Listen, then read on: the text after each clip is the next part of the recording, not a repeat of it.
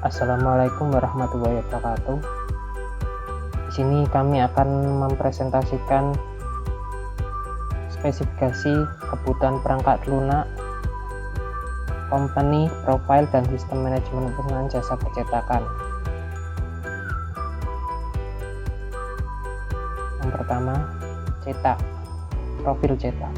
Cetak merupakan suatu usaha kecil menengah yang bergerak di bidang jasa digital, percetakan, dan desain digital. Usaha ini dirintis oleh salah satu mahasiswa Teknik Informatika Universitas Sriwijaya. Usaha ini dilatar belakangi oleh hobi atau kegemaran perintis usaha dalam menggambar dan mendesain digital. Menurut Iqbal, usaha yang dirintisnya ini mempunyai peluang yang baik dalam bidang karena banyak mahasiswa yang membutuhkan jasa ini untuk penyelenggaraan event ataupun untuk kebutuhan organisasi yang ada di Universitas Sriwijaya Madura.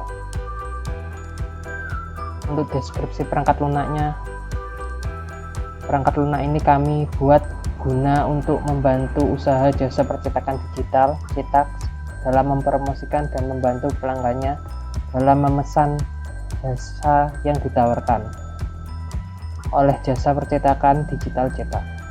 Website ini akan menampilkan company profile, usaha, jasa yang ditawarkan, dan harga dari produk yang dihasilkan cetak. Dengan adanya website ini diharapkan cetak semakin dikenal dan pelanggan semakin dimudahkan dengan pelayanan yang ditawarkan. Latar belakang dibuatnya website usaha cetak kurang dikenal secara luas.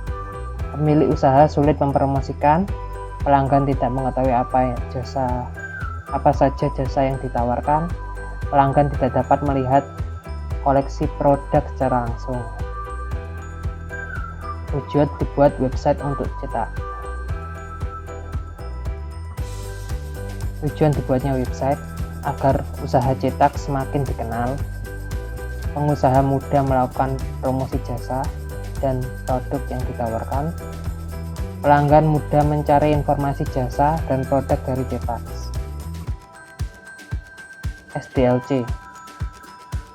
SDLC, System Development Life Cycle, adalah pendekatan bertahap untuk melakukan analisa dan membangun rancangan sistem dengan menggunakan siklus yang spesifik terhadap kegiatan penggunaan. Bahasa singkatnya, yang saya pahami, siklus yang terdapat dalam proses development sebuah sistem. Kelompok kami menggunakan SDLC model waterfall, requirement analysis, lalu tahap desain, development, testing, dan maintenance. Untuk kelebihan dan kekurangan model SDLC waterfall ada kelebihannya: proses menjadi teratur, jadwal menjadi lebih menentu, proses mudah dipahami dan jelas, mudah dalam pengelolaan proyek, kondisi requirement jelas. Kelemahan sifatnya kaku karena tidak mudah ditanggap dalam menanggapi segala perubahan. Proses pengembangan relatif lama dikarenakan tahap selanjutnya bisa dilakukan jika tahap sebelumnya selesai dikerjakan. Untuk desain arsitektur, use case, DVD, dan mockup lainnya bisa dijelaskan oleh teman saya. Arsitektur perangkat lunak adalah sekumpulan pernyataan yang menggambarkan komponen perangkat lunak dan fungsi-fungsi yang ada pada komponen tersebut. Ia menggambarkan struktur teknis, batasan-batasan, ciri-ciri, serta antarmuka pada komponen-komponen tersebut. Arsitektur merupakan rancangan fisik sistem dan oleh karena itu, membutuhkan rencana yang matang pada saat pembuatannya. Menurut L, pada tahun 2009, ada 3 elemen yang saling berkaitan erat ketika berbicara tentang arsitektur perangkat lunak. Pertama adalah arsitektur teknologi, yaitu desain fisik dari suatu perangkat lunak. Yang kedua adalah infrastruktur teknologi, yaitu lingkungan pendukung yang termasuk di dalam perangkat keras dan perangkat lunak. Yang ketiga yaitu perangkat lunak itu sendiri.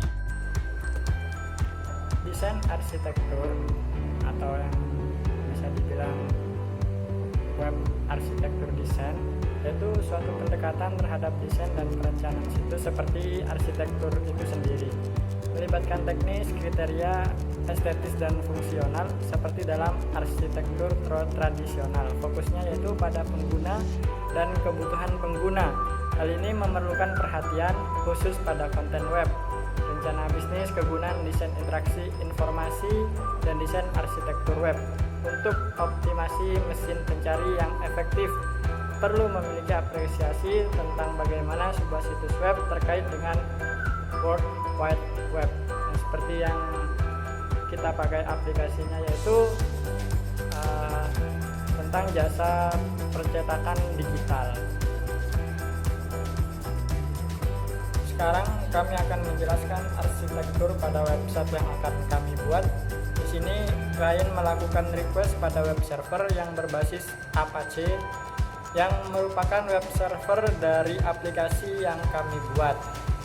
Aplikasi yang kami buat diprogram dengan bahasa pemrograman PHP dan dengan database MySQL.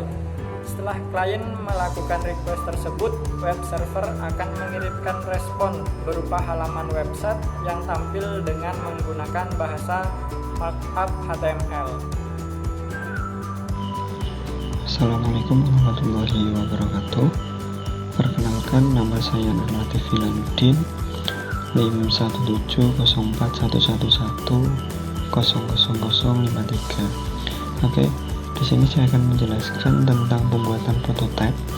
Untuk prototipe yang saya buat di sini yaitu berjenis mockup. Untuk aplikasi yang saya gunakan adalah aplikasi Balsamiq Mockup. Nah, aplikasi Balsamiq Mockup ini yaitu aplikasi yang digunakan untuk membuat interface dan memiliki tools-tools yang dapat digunakan untuk membuat sebuah prototipe. Oke, ini adalah beberapa interface yang saya buat sebagai prototipe ECTax. Ini adalah halaman home dari rancangan desain ECTax. Terus ini adalah halaman produk. Di sini di halaman produk ini akan menampilkan produk-produk yang disediakan oleh cetak seperti baju, mug, topi, dan lain-lain. Terus halaman selanjutnya yaitu halaman untuk memesan produk. Jadi di sini adalah halaman yang disediakan kepada customer untuk memesan produk dan juga memberikan fasilitas untuk mengupload gambar atau desain sesuai dengan keinginan. Terus halaman selanjutnya yaitu halaman kontak. Halaman kontak ini adalah halaman di mana memperlihatkan tentang kontak yang disediakan oleh cetak agar bisa dihubungi oleh pelanggan. Terus selanjutnya yaitu halaman login untuk admin. Halaman ini digunakan oleh admin cetak untuk masuk ke halaman admin, di mana halaman admin itu sendiri digunakan untuk mengelola website dan juga mengirim produk-produk. Berikut adalah halaman adminnya. Pada halaman admin sendiri yaitu memiliki beberapa menu. Yang pertama adalah menu dashboard. Untuk menu dashboard ini sendiri yaitu hanya menampilkan halaman utama dari admin, menampilkan jumlah produk yang telah dikirim atau berada di dalam website. Terus selanjutnya yaitu ada jumlah pesanan. Jadi ketika pelanggan membuat pesanan, jadi maka secara otomatis jumlah pesanan di sini akan bertambah. Di sini selanjutnya ada menu produk. Jadi untuk pada menu produk ini akan menampilkan produk-produk apa saja yang telah dikirim ke halaman. Terus selanjutnya yaitu tambah produk. Tambah produk yaitu digunakan untuk menambahkan produk ke dalam halaman web. Selanjutnya yaitu halaman pesanan. Halaman pesanan di sini bisa digunakan admin untuk memantau atau melihat berapa pesanan atau siapa saja yang memesan produk-produk yang dimiliki. Dan admin juga dapat menghapus pesanan dari pelanggan ketika pesanan telah selesai dibuat. Saya akan memperlihatkan tentang bagaimana cara untuk membuat desain mockup menggunakan Balsamiq. Saya contohkan sekilas. Nah, di sini adalah tampilan sebuah website. Untuk tampilan sebuah website ini sendiri, kita dapat menggunakan icon pada menu all di sini. Kita dapat memilih browser ini. Untuk penggunaannya, kita hanya cukup mendrag drop ke dalam lembar kerja. Jadi seperti ini. Nah, halaman ini sudah kita bisa gunakan, bisa kita atur panjang atau lebarnya, jadi kita bisa sesuaikan sesuai dengan kebutuhan kita. Kita dapat langsung menarik atau mengatur ukuran di samping ini. Oke. Terus untuk menambahkan gambar seperti pada interface yang telah saya buat, kita dapat menambahkan dari sini. Kita dapat menggunakan image untuk digunakan. Kita drag saja. Nah, untuk menambahkan gambarnya kita hanya cukup dengan mengklik 2 kali pada icon gambar ini. Nah, maka kita akan diarahkan ke sebuah folder di device kita. Kita tinggal memilih gambar yang akan kita gunakan. Contohnya saya akan menggunakan gambar ini. Oke, gambar telah masuk. Selanjutnya kita bisa mengatur ukuran dari gambar untuk digunakan di dalam lembar kerja. Contohnya seperti ini. Sudah cukup. Nah, selanjutnya yaitu kita akan membuat sebuah menu. Nah, untuk menu kita dapat menemukan pada command. Terus di sini ada menu bar. Kita tinggal tarik saja ke lembar kerja. Nah, di sini ada beberapa menu yang disediakan secara default. Kita tinggal mengatur sesuai dengan kebutuhan kita. Nah, seperti ini adalah kita telah menambahkan menu contohnya. Oke. Terus semua untuk icon dan juga kebutuhan yang bisa digunakan untuk membuat mockup telah tersedia di sini. Jadi kita tinggal memilih sesuai dengan kebutuhan.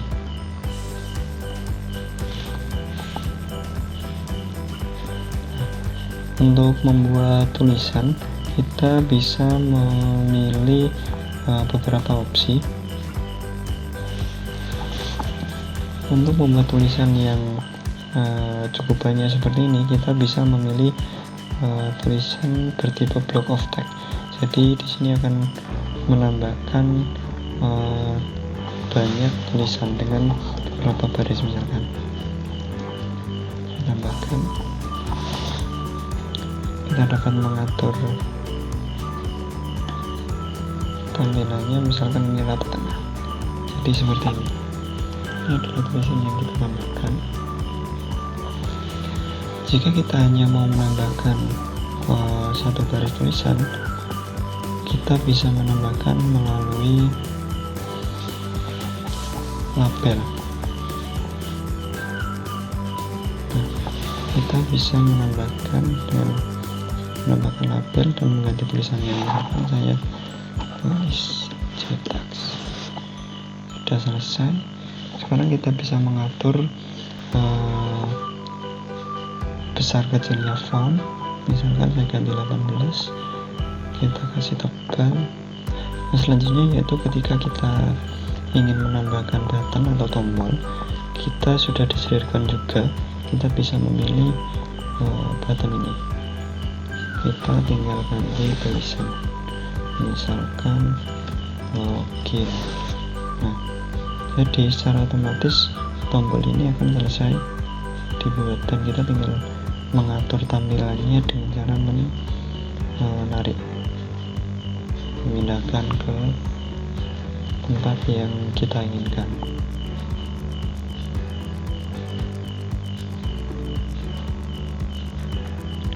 Ini adalah tampilan yang telah dibuat. Nah, misalkan kita ingin menambahkan sebuah input, kita bisa menambahkan melalui text input. Jadi text input ini kita bisa gunakan untuk membuat tampilan, entah itu login atau input-input yang lainnya. Selain text input, di sini juga di menu form ada beberapa pilihan yang dapat kita gunakan untuk membuat sebuah formulir. Di antaranya yaitu ada combo box, ada untuk memasukkan tanggal, ada field set, ada button bar, checkbox, terus circle button, ada juga list, 6 stepper, terus on off switch, radio button, text area, dan juga lain-lain. Kita bisa menggunakan atau memilih sesuai dengan kebutuhan kita. Sebenarnya cukup sekian saya menjelaskan tentang bagaimana membuat desain mockup menggunakan Balsamiq, karena untuk membuat desain mockup menggunakan Balsamiq saya kira cukup mudah. Kita hanya cukup memilih apa yang kita butuhkan melalui menu-menu yang disediakan di sini. Kemudian kita dapat mengatur posisinya dengan cara mengatur size-nya secara langsung atau mengatur size melalui lembar kerja. Cukup sekian, terima kasih. Kurang lebihnya mohon maaf. Wassalamualaikum warahmatullahi wabarakatuh. Nah, di sini saya akan menjelaskan tentang use case diagram dari project yang akan kami buat. Di sini pelanggan dapat melihat isi homepage, pelanggan juga dapat mencari produk atau jasa, pelanggan juga dapat melihat jasa yang ditawarkan, pelanggan juga dapat melihat detail produk pada setiap jasa. Pelanggan juga dapat memesan produk atau jasa. Namun, pada kasus ini, pelanggan harus melihat detail produk dan jasa terlebih dahulu, sehingga baru dapat memesan produk atau jasa. Kemudian, pelanggan juga dapat mengisi data pemesanan dan data diri. Untuk kasus ini juga sama, pelanggan harus memesan produk atau jasa, baru dapat mengisi data pemesanan dan data diri. Pelanggan juga dapat mengubah data pemesanan dan data diri. Pelanggan juga dapat membatalkan pesanan. Pelanggan juga dapat melihat kontak person owner. Kemudian ada admin. Admin di sini harus memasuki login terlebih dahulu agar dapat mengakses website tersebut. Jadi, setelah admin login, admin dapat mengubah tampilan homepage, mengubah deskripsi toko, mengubah detail produk atau jasa, menambah produk atau jasa, mengkonfirmasi pemesanan produk, mengubah kontak person owner, dan admin juga dapat mengelola database, yaitu seperti mengubah data pada database, menambahkan data pada database, dan menghapus data pada database. Assalamualaikum warahmatullahi wabarakatuh. Saya Muhammad Hendrik Saksono akan melanjutkan presentasi dari teman-teman saya sebelumnya mengenai perencanaan dan perancangan aplikasi yang akan kami buat, yaitu aplikasi pemesanan jasa percetakan digital e-cetak berbasis website. Di sini kami akan menjelaskan tentang data flow diagram atau diagram aliran data dari aplikasi yang akan kami buat tersebut. Sebelum kita membuat DFD, kita membuat diagram konteksnya terlebih dahulu. Pada diagram konteks ini terdapat dua entity, yaitu pelanggan dan admin website e-cetak, dan satu proses atau satu objek sistem yang digunakan oleh kedua entity atau aktor tersebut, di mana pelanggan dapat menerima detail produk dari website e-cetak, memesan dan melakukan pembayaran pada website e-cetak, dan mendapatkan nota pemesanan dari website e-cetak.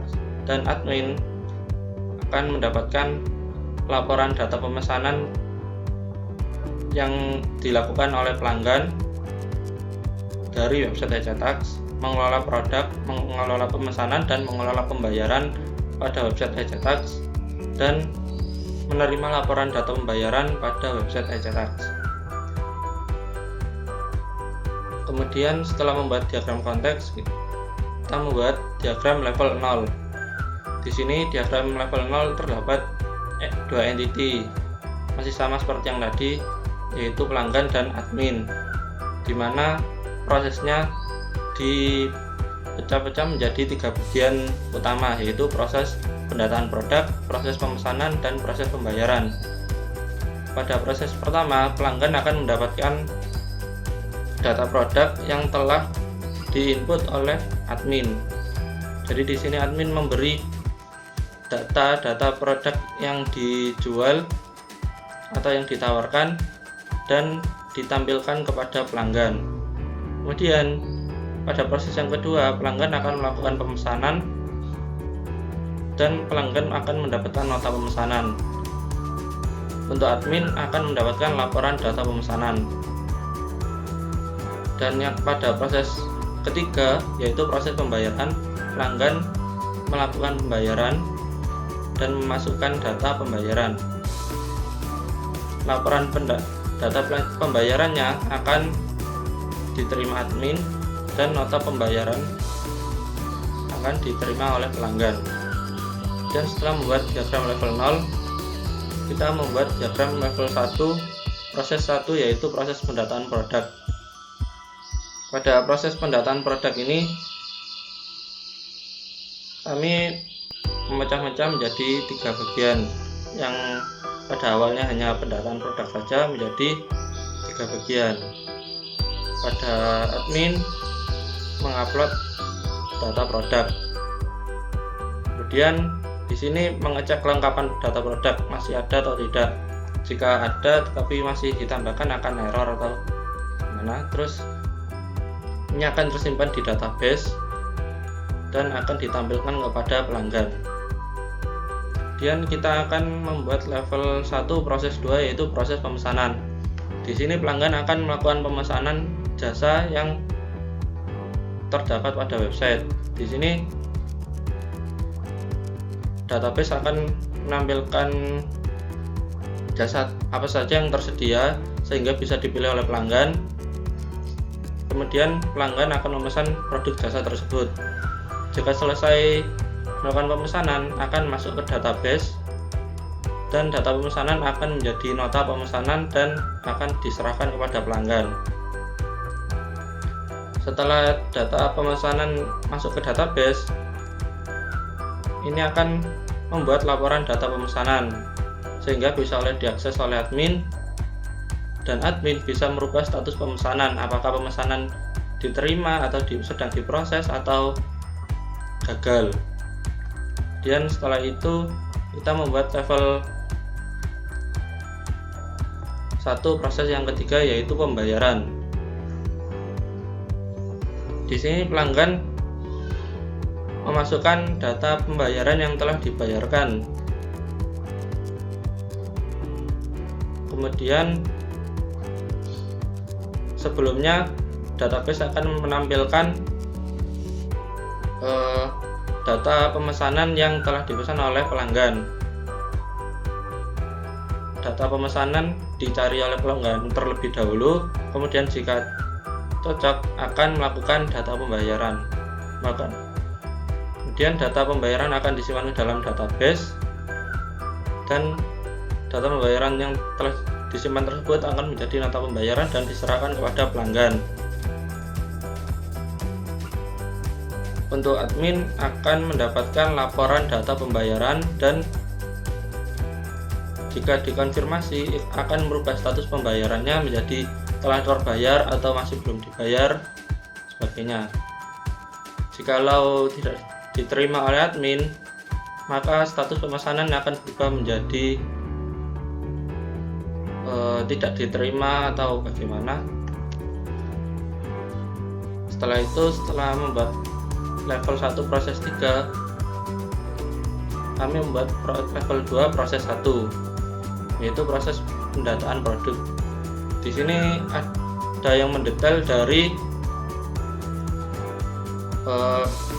penginputan data produk. Di sini ada input data produk, ada update data produk, dan delete data produk. Untuk input, admin bisa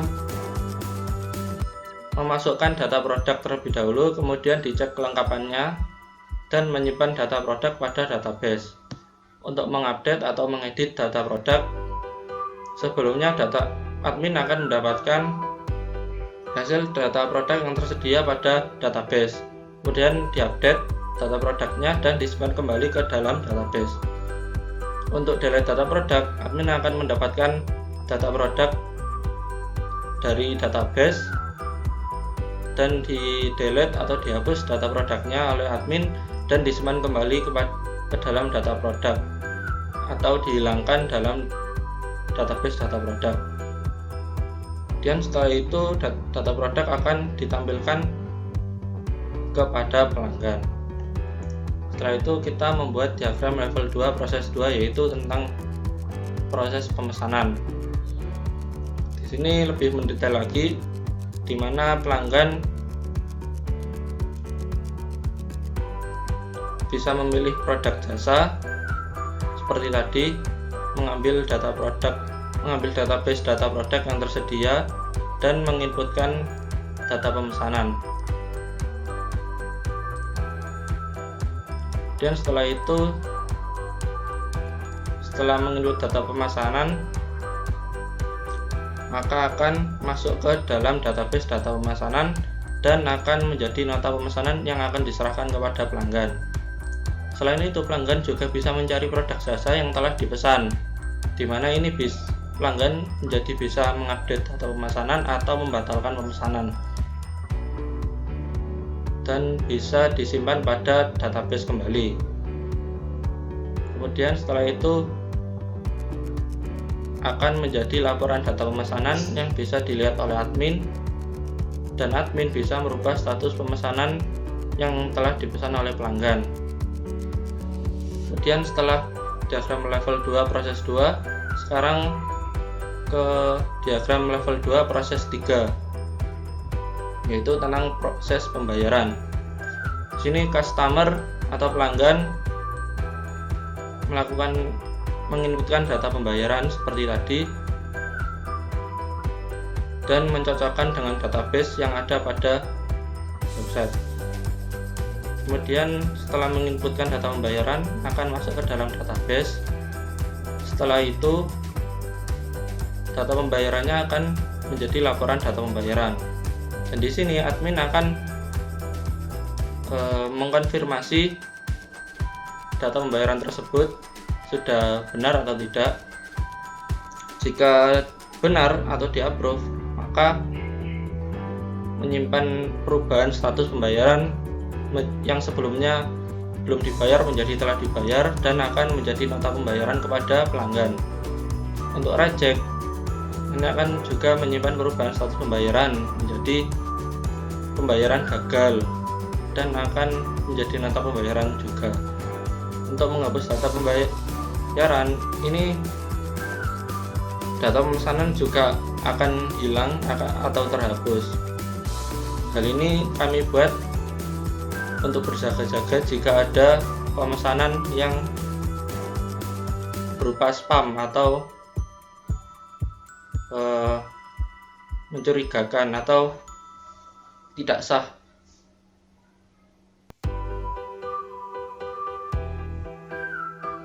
Terima kasih, itu saja presentasi dari kelompok kami. Kurang lebihnya mohon maaf. Wassalamualaikum warahmatullahi wabarakatuh.